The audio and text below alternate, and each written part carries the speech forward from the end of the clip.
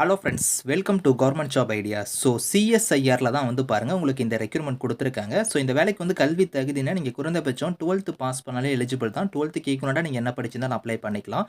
Permanent government job junior assistant லெவலில் உங்களுக்கு posting வந்திருக்கு. ஃப்ரெஷர்ஸ் நீங்கள் அப்ளை பண்ணிக்கலாம்.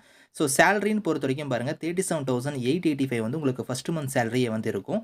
பெண்களுக்குலாம் வந்து ஃபீஸ் அந்த மாதிரி எதுவுமே கிடையாது. லாஸ்ட் டேட் வந்து 19th மேக்குள்ளார நீங்கள் அப்ளை பண்ணிக்கலாம். ஸோ இப்போ இந்த வேலைக்கான நோட்டிஃபிகேஷன் டீட்டெயில்ஸ் நம்ம பார்க்கலாம். நீங்கள் இப்போ தான் நம்ம சேனலுக்கு ஃபஸ்ட் டைம் வரீங்கன்னா சப்ஸ்கிரைப் பண்ணிக்கோங்க.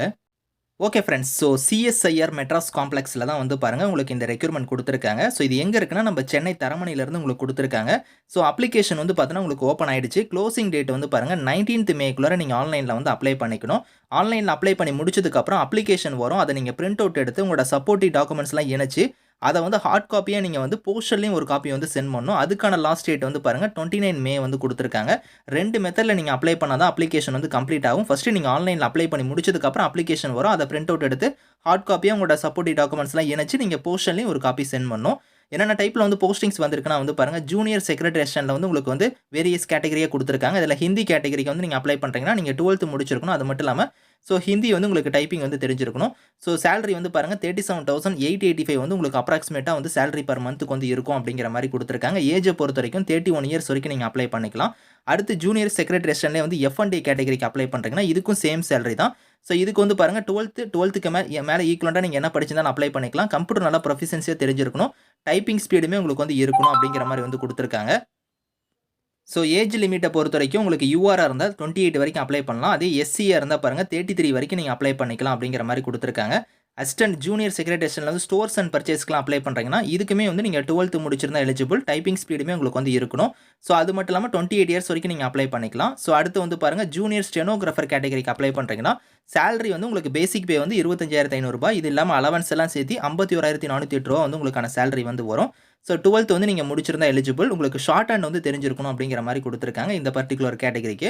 ஏஜை பொறுத்த வரைக்கும் யூஆராக இருந்தால் 27 வரைக்கும் அப்ளை பண்ணலாம். ஓபிசியாக இருந்தால் 30 இயர்ஸ் வரைக்கும் நீங்கள் அப்ளை பண்ணிக்கலாம். சேலரி இல்லாமல் என்னென்ன அலவன்ஸ்லாம் உங்களுக்கு வரும், என்னென்ன பெனிஃபிட்ஸ் இருக்குது அப்படிங்கிறத வந்து பாருங்கள் உங்களுக்கு கீழேயே கொடுத்துருக்காங்க. ஸோ இந்த இடத்துல உங்களுக்கு கொடுத்துருக்காங்க பாருங்கள் என்னென்ன பெனிஃபிட்ஸ் இருக்குது அப்படிங்கிறத நீங்கள் செக் பண்ணி பார்த்துக்கலாம். இந்தியன் சிட்டிசனாக இருக்கிறவங்க எல்லாருமே எலிஜிபிள் தான் இந்த வேலைக்கு நீங்கள் அப்ளை பண்ணிக்கலாம்.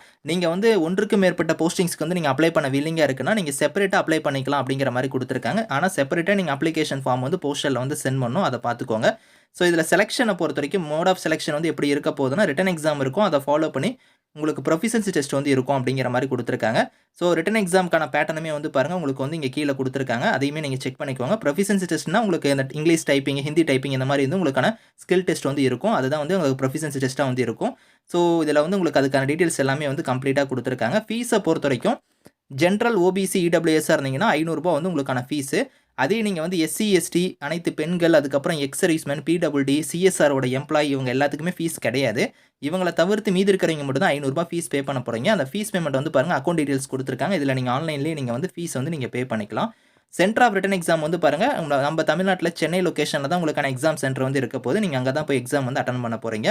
அதே மாதிரி ஹவு டு அப்ளைல வந்து பாருங்கள் லிங்க் கொடுத்துருக்காங்க. இந்த லிங்க்கில் போய் நீங்கள் ஆன்லைனில் அப்ளை பண்ணிக்கலாம். ஸோ 17th உங்களுக்கு 19th மே தான் வந்து ஆன்லைனில் அப்ளை பண்ணுறதுக்கான லாஸ்ட் டேட்டு. அதுக்கப்புறம் அப்ளிகேஷனை நீங்கள் பிரிண்ட் அவுட் எடுத்து உங்களோட சப்போர்ட்டிவ் டாக்குமெண்ட்ஸ் எல்லாத்தையும் செல்ஃப் அட்டஸ்டாக இணைக்கணும். அது என்னென்ன டாக்குமெண்ட்ஸ் இணைக்கணும் அப்படிங்கிறத வந்து பாருங்கள் இங்கே கொடுத்துருக்காங்க. இந்த டாக்குமெண்ட்ஸ் எல்லாத்தையும் நீங்கள் செல்ஃப் அட்டஸ்டாக இணைச்சி ஸோ அதை வந்து போஸ்டர்லேயும் ஒரு காப்பி வந்து சென்ட் பண்ணுவீங்க. அது வந்து பாருங்கள் இங்கே கொடுத்துருக்காங்க. என்வலப் கவர் இருக்குது பார்த்தீங்களா, போஸ்டல் கவர் இந்த மாதிரி கவரில் நீங்கள் வந்து போட்டு அனுப்புவீங்க. அதில் வந்து ஸோ நீங்கள் வந்து அப்ளிகேஷன் ஃபார் தி போஸ்ட் ஆஃப்னு போட்டு எந்த போஸ்ட்டுக்கு அப்ளை பண்ண போகிறீங்களோ அந்த போஸ்டிங்கோட நேம் அதுக்கப்புறம் போஸ்ட் கோடு வந்து மென்ஷன் பண்ணி தான் நீங்கள் சென்ட் பண்ணணும் அப்படிங்கிற மாதிரி இங்கே கொடுத்துருக்காங்க. ஸோ 29 மேக்குள்ளார நீங்கள் வந்து அப்ளை பண்ணிக்கோங்க. ஸோ இதை தவிர வந்து பாருங்கள் உங்களுக்கு வந்து என்னென்ன டாக்குமெண்ட்ஸ் வந்து நீங்கள் வந்து இணைக்கணும் அப்படிங்கிறதையுமே கொடுத்துருக்காங்க அப்ளிகேஷனோட. அதே மாதிரி சிலபஸ்மே வந்து பாருங்கள் இங்கே இருக்குது பாருங்கள். ஸோ பேப்பர் 1 பேப்பர் 2க்கான சிலபஸ் வந்து எந்த மாதிரி இருக்கும், OMR பேஸ்லேயும் எக்ஸாம் இருக்கலாம், அப்படி இல்லைனா சிபிடி மெத்தட்லையும் இருக்கலாம். மல்டிபிள் சாய்ஸ் கொஸ்டின் தான். 12th ஸ்டாண்டர்ட் லெவலில் தான் உங்களுக்கான எக்ஸாம் இருக்க போது 200 கொஸ்டின்ஸ் வந்து வரும். 2.5 மணி நேரம் உங்களுக்கான எக்ஸாம் வந்து நடக்கும். அதுக்கடுத்து மென்டல் எபிலிட்டி டெஸ்ட் வந்து இருக்கும். அது வந்து உங்களுக்கு 100 கொஸ்டின்ஸ் வந்து வரும் அப்படிங்கிற மாதிரி கொடுத்துருக்காங்க. பேப்பர் 2ல வந்து பாருங்கள் ஜென்ரல் அவேர்னஸில் வந்து ஒரு 50 கொஸ்டின்ஸ் வந்து வரும். நெகட்டிவ் மார்க் வந்து இருக்குது அப்படிங்கிறத கொடுத்துருக்காங்க. அதுக்கான சிலபஸ்மே வந்து உங்களுக்கு வந்து இங்கே இருக்குது, நீங்கள் செக் பண்ணிக்கலாம். ஸோ இதை ஃபாலோ பண்ணி தான் உங்களுக்கு ப்ரொஃபிஷியன்சி டெஸ்ட்டுமே வந்து இருக்கும். ஜூனியர் ஸ்டெனோகிராஃபருக்கு வந்து தனியாக கொடுத்துருக்காங்க. ஸோ அதுக்கான இதுவுமே உங்களுக்கு இங்கே இருக்குது, நீங்கள் செக் பண்ணி பார்த்துக்கோங்க. இதுக்கான லிங்க் டீட்டெயில்ஸ் எல்லாமே வந்து நான் கீழே வந்து டிஸ்கிரிப்ஷனில் வந்து கொடுக்குறேன். ஸோ செக் பண்ணி பாருங்கள். Thank you friends.